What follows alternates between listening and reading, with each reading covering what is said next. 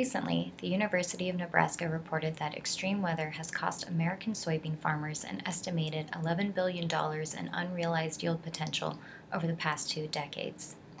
A study published in the journal Nature Plants found that soybean yields declined by about 4.3% for every degree rise in average growing season temperatures.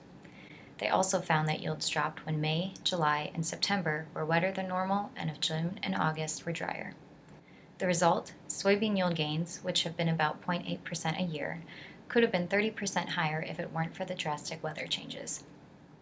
While we can't control the weather, growers who are implementing conservation practices have found they're having better luck handling the extremes over their neighbors who don't practice conservation. Spring rainfall is one of the big reasons we started cover crops in the first place, Chris Gasser, a no-tiller in Corning, Iowa, told attendees at the Iowa Soybean Association Research Conference in February. We had 2 or 3 years in a row where we'd get 4 inches of rain in an hour, and none of our conservation systems, like terraces, were built to hold that. So we decided we needed to do something on the ground to help hold it in place to get our crop established. A.J. Blair says no-till has been a big help in keeping planting and harvesting timely despite the weather. The Dayton, Iowa grower shared how a neighbor got his planter stuck in the field where he had cultivated the soil while Blair had been planting soybeans all day. Last fall, he was able to combine fields while the same neighbors were spinning wheels and making ruts.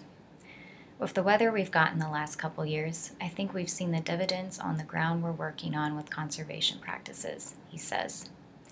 Wayne Fredericks, a no-tiller and strip-tiller in Osage, Iowa, added that another key to handling the weather is being prepared to go. You have to be ready equipment-wise, he says. You have to be set up to go, and I think you have to build resilience into your systems. That's why I no-till and strip-till. It gives me a huge advantage in the spring over the neighbors that have to go out and till first.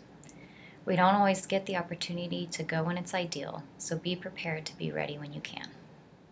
Thanks for tuning in, and we hope you have a wonderful week.